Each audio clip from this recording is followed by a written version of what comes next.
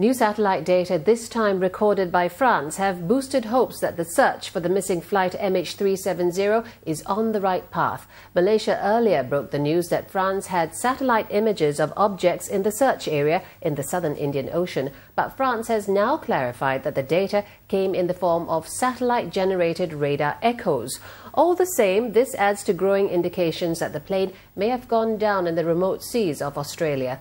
But Malaysian authorities provided scant detail, cancelling their daily news conference and choosing to break the news in a statement instead. So what's the update today? No, I think there's the press statement was just released. It doesn't exist if it's not on camera, sir. Just repeat the statement, if you will. I think they just released a statement. Just read the statement. What are you trying to hide, sir, if you won't explain? Although the civil aviation director kept mum, a Malaysian official let on that the French image was captured on Friday and is estimated to be of about the same size as the one spotted by the Chinese satellite, which was about 22 by 13 meters. But the official said the satellite image was fuzzy and very unclear, making it difficult to determine its exact dimensions. France says the debris is floating around 2,300 kilometers from Perth. Well, the news came as planes and ships continued to search for debris about 2,500 kilometers from Perth, as we mentioned. The search teams are trying to relocate objects that a civilian aircraft spotted on Saturday, including what's described as a wooden cargo pallet.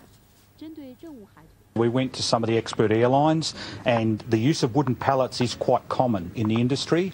They can be packed, they're usually packed into another container which is loaded in the belly of the aircraft, but within that container it's quite common to have items on pallets and then put into the other items. So it's a possible lead, but we will need to be very certain that this is a pallet, because pallets are used in the shipping industry as well.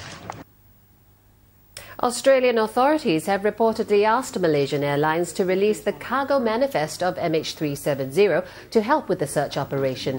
Malaysian authorities earlier revealed that the plane was carrying 3 to 4 tons of mangosteen, as well as a small cargo of lithium batteries, which it says was shipped in line with international guidelines. Well, Channel News Asia's correspondent Jack Board is in Perth, and he's confirmed that Australian authorities have indeed received the new French satellite data. He tells us more about how the search efforts are developing. The search off the Australian coast for flight MH370 has truly become a multinational mission. Right behind me is the arrival of Japan's first deployment to the Royal Australian Air Force Base here at Pearce. They are 2 Orion aircraft, bolstering an already strong air contingent. These Japanese aircraft will complement 2 Chinese Aleutian warplanes, America's sophisticated Poseidon surveillance aircraft, and Australian and New Zealand assets as well.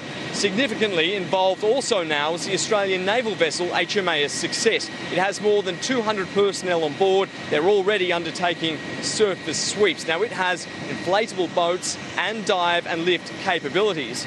Now, the visual search of the huge 59,000 square kilometre expanse of the ocean has been the game plan for authorities in recent days. The conditions have remained relatively favourable. However, worsening weather has been forecast.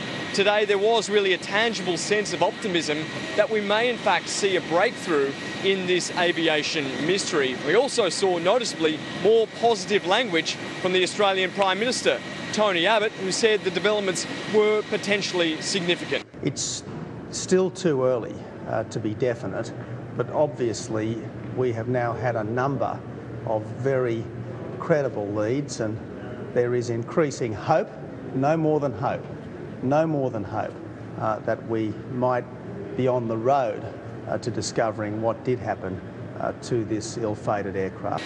Now, this search has stretched into its 3rd week now. The scale of the challenge remains difficult to comprehend, but with Japan and China's imminent involvement, more eyes in the sky and on the sea, and the message from authorities that this search will go on indefinitely, no doubt there is a feeling that this southern corridor does hold the answer, one that just needs to be found.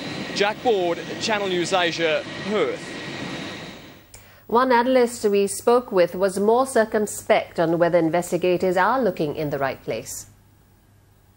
I'm a little concerned that we put too much emphasis on just one satellite image. There's going to be quite a lot of debris floating in the southern oceans which can be detected by satellites.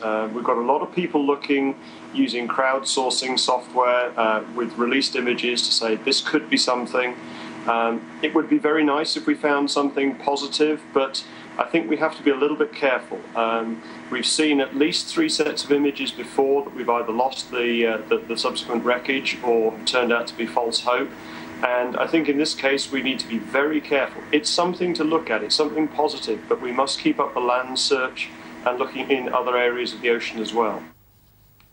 Chinese families in Beijing are continuing to press Malaysia for answers in a meeting that stretched for some 7 hours. The media was strictly kept out as a high-level Malaysian government delegation updated family members on the search for MH370. Well, today's briefing went on for significantly longer than the half hour yesterday after families complained they didn't get answers. But even after 6 hours, relatives say they are still not getting the information they want. 今天说这个，明天说那个，我们家属能承受吗？我15天没来过这一次，我的孩子，看看我外孙子这么大，对吧？我实在是没办法，我才来这儿的。他们说了，没坠机，没解体，没打落，那飞机为什么要到大海里去捞？对吗？大家伙儿，老百姓不是傻子，是不是？这是什么行为？这都是。